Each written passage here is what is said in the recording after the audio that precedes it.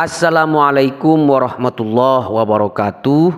Sahabat-sahabat, lanjut pada wisata religi berikutnya adalah ke makam Sunan yang berdekatan dengan makam Sunan Giri, yaitu makam Sunan Prapen. Saya beberapa kali ziarah ke makam para wali, tetapi baru tahu kalau di dekat makam Sunan Giri ada makam Sunan Prapen setelah berbincang-bincang dengan petugas museum Sunan Giri.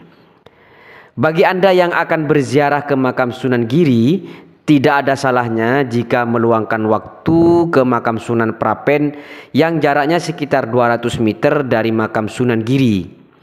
Ketika Anda keluar dari makam Sunan Giri, Anda ke kanan.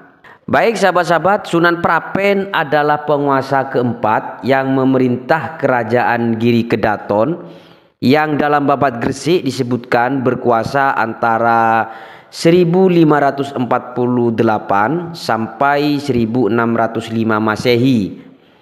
Sunan Prapen merupakan cucu dari Sunan Giri dan putra Syekh Maulana Zainal Abidin atau Sunan Dalem.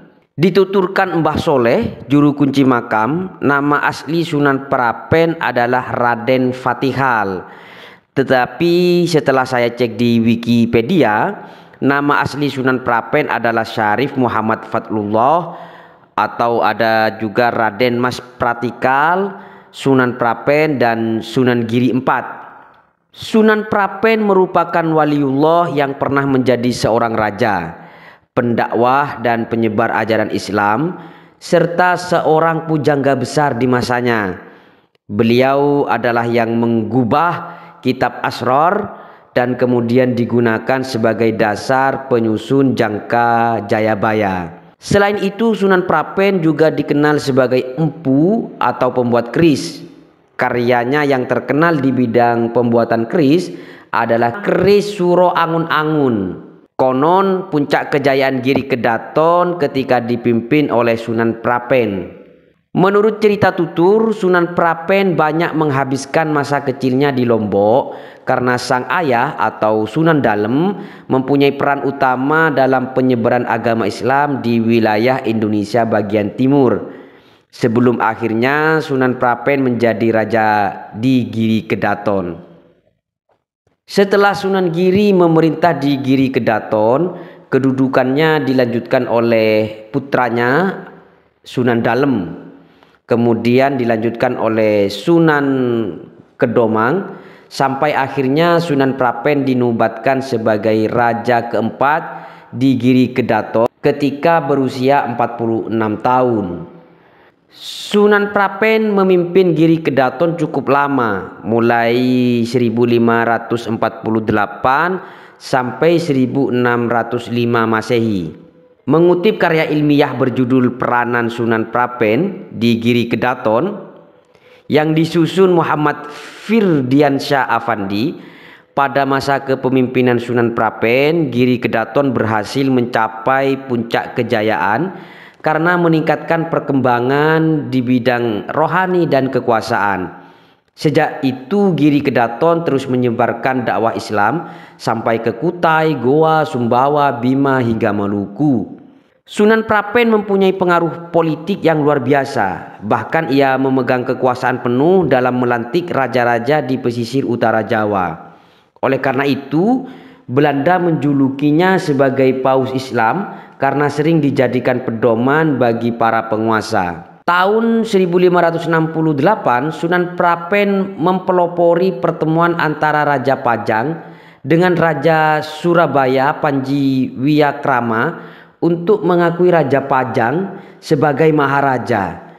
Kemudian Panji Wiyakrama menikah dengan Putri Adiwijaya sebagai tanda ikatan politik.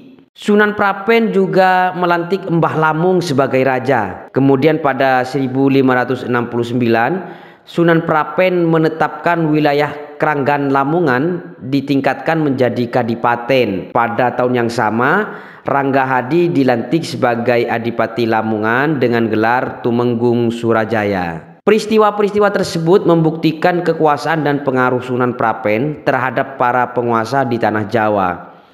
keputusan-keputusan yang telah ditetapkannya mendapatkan pengakuan dari para penguasa Jawa. Pada 1606 Masehi kepemimpinannya berakhir saat ia meninggal dunia di daerah Prapen.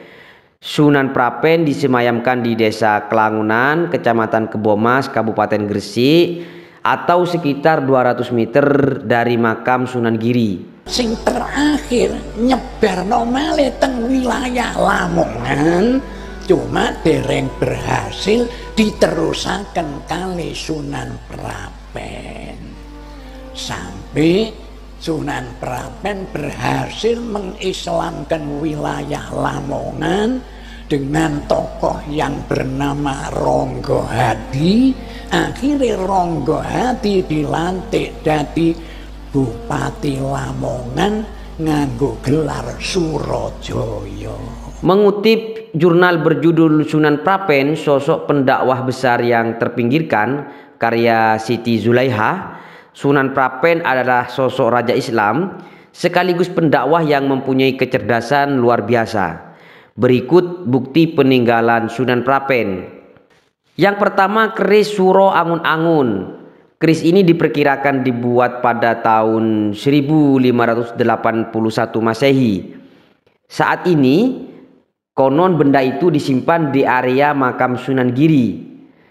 Namun beberapa orang mengatakan keris yang disimpan di area makam Sunan Giri itu bukan keris Suro Angun-Angun buatan Sunan Prapen, melainkan keris Kalamunyeng buatan Sunan Giri. Yang kedua, keris Mahesa Sundari. Sebagai seorang pembuat keris, Sunan Prapen menciptakan beberapa keris, salah satunya keris Mahesa Sundari yang dilimpahkan kepada seorang pembuat pintu besar di makam Giri yang berasal dari Melayu. Yang ketiga, cungkup makam Sunan Giri. Cungkup makam Sunan Giri pertama kali dibuat oleh anaknya bernama Sunan Dalem, lalu pada tahun 1598 Masehi Sunan Prapen membuatkan cungkup yang baru dan sekarang berada di makam Sunan Giri. Yang keempat, Masjid Giri.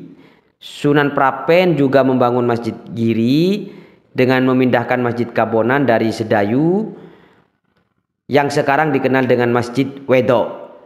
Yang kelima, mimbar Masjid Sunan Giri. Peninggalan Sunan Prapen yang satu ini dibuat pada tahun 1593 Masehi. Raden Fatihal sing kejuluk Sunan Prapen. Mimpini Sunan Prapen mulai tahun 1548 sampai tahun 1605. Jasae napa mawon, wong hebat. Kathah jasae Sunan Prapen niku. Sunan Prapen sing bangun masjid paling kidul niku wong Giri ngarani Masjid Wedok. Sunan Prapen sing bangun mimbare Masjid Giri. Malah Sunan Prapen sing gawe lawang Ula Naga niki. Niku ngekei tener nek Sunan Giri wafat tahun 1428 tahun Saka. Mulane bakate naga loro niku. Bareng Sunan Prapen nyekel enten nggone Giri niki bangkit. Semangat Giri bangkit, budaya sing kaya diaturaken dening Bapak Haji Junaidi wau bangkit. Dari luar biasa Prapen niku jasae sampai mampu nekakno orang-orang yang di bawah kekuasaannya. Gini ku raja-raja sing nate dilantik kali Sunan Prapen niku setiap 10 besar 10 Dzulhijjah niku dirawuhaken. Jadi dinamakan Sunan Prapen itu tiap Idul Adha mendatangkan mulai Ronggo Tumenggung Adipati niku dirawuhna kabeh, diarani Pasamuan Agung. Jadi Prapen damel persamuan agung tiap 10 Dzulhijjah.